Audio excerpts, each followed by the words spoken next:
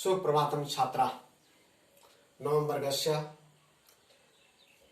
वर्णानाम् उच्चारणस्थानानि अद्य वयं पठिष्यामः। बच्चों, आज हम वर्णों का उच्चारण स्थान पढ़ेंगे। सबसे पहले देखते हैं कि उच्चारण स्थान किसे कहते हैं। ठीक है, उच्चारण स्थान किसे कहते हैं। छात्रों, वर्णों के उच्चारण करते समय मुख के जिस भाग पर विशेष बल पड़ता है, अर्थात हमारी प्राणवायु हमारे अंतःकरण से निकलकर, हमारे शरीर के भीतरी भागों से निकलकर प्राणवायु मुख के जिस भाग को स्पर्श करते हुए बाहर निकलता है, वह क्या है?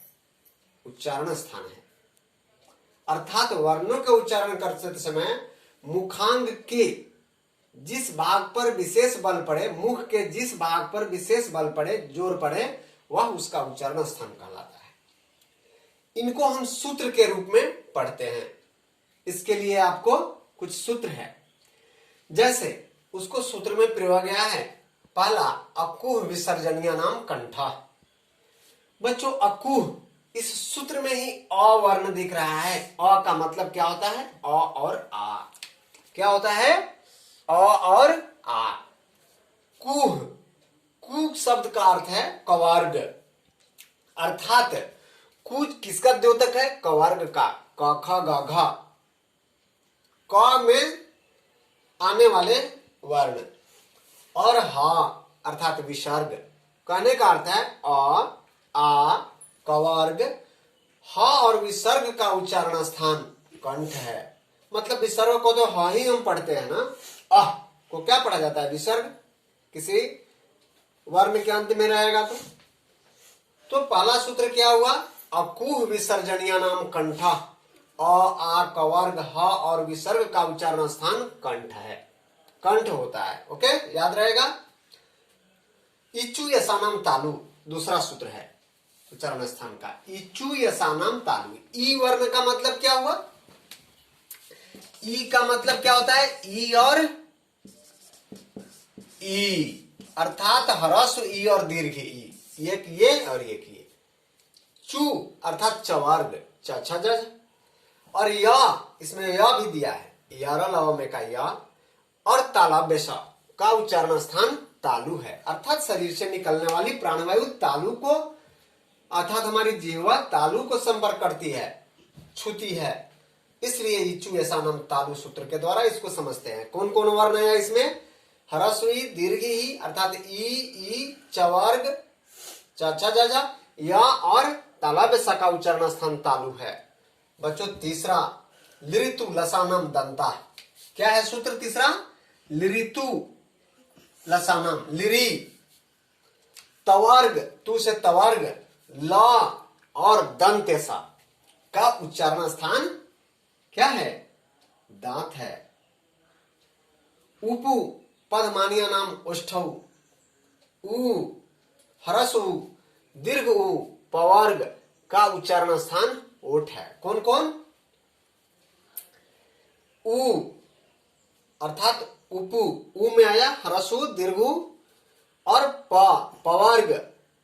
ठीक है। और एक आता है उपपादमानीय नाम।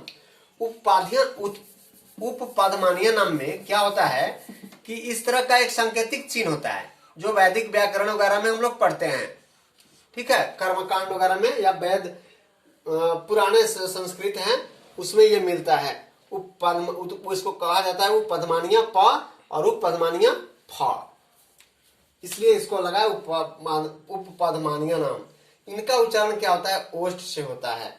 ठीक है, जैसे बोलकर देखिए, प, देखिए दोनों ओठ आपका टच करेगा। फ, ह्रस्व उ, दीर्घ उ, इसमें ओठ आता है। प, फ, ब, भ, इन सारे में किसका प्रयोग होता है? ओठ का। इसलिए इसको ऐसा कहा गया है। एक बार हम लोग उच्चारण करके देखें। अकुह विसर्जनीय नाम कंठ। कंठ से आ, देखिए कंठ से आवाज निकल रही है।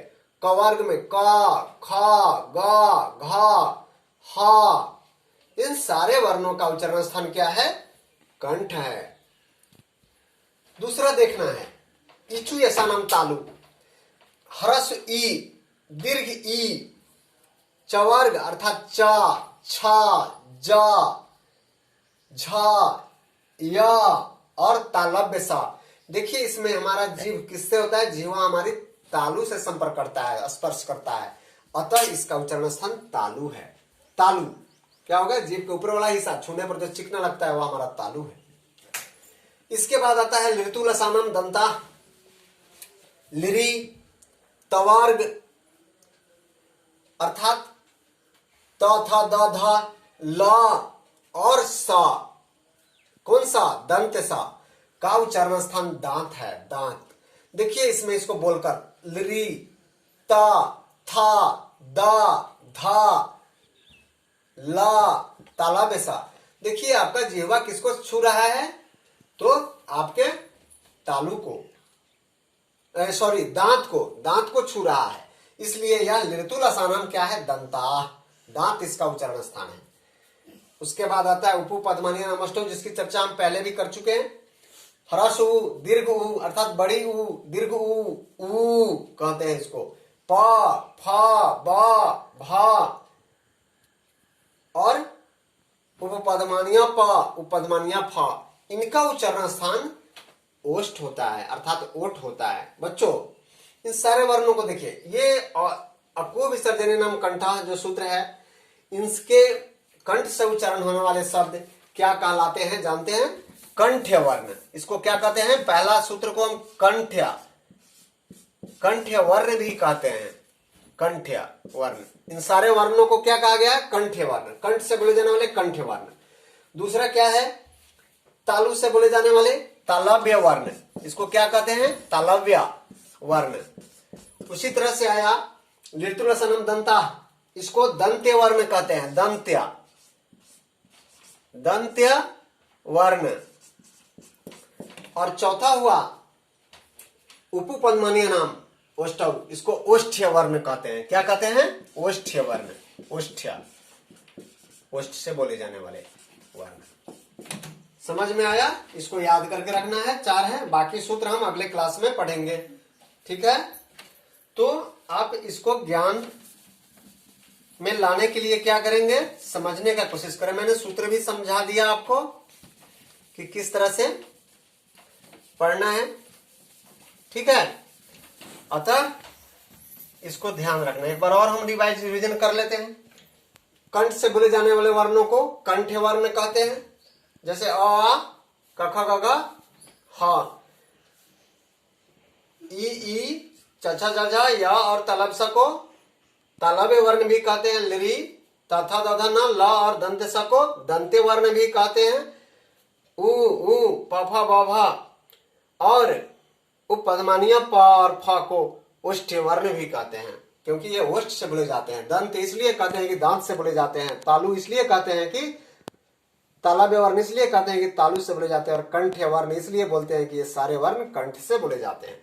तो ये उच्चारण स्थान हुआ, ठीक है? अब जो शेष है 3-4 और सूत्र है उसको पढ़ेंगे, बस आपका ये वर्ण प्रकरण खत्म हो जाएगा। वर्ण प्रकरण जो भी क्वेश्चन होगा वर्कशीट के रूप में आपको दे दिया जाएगा।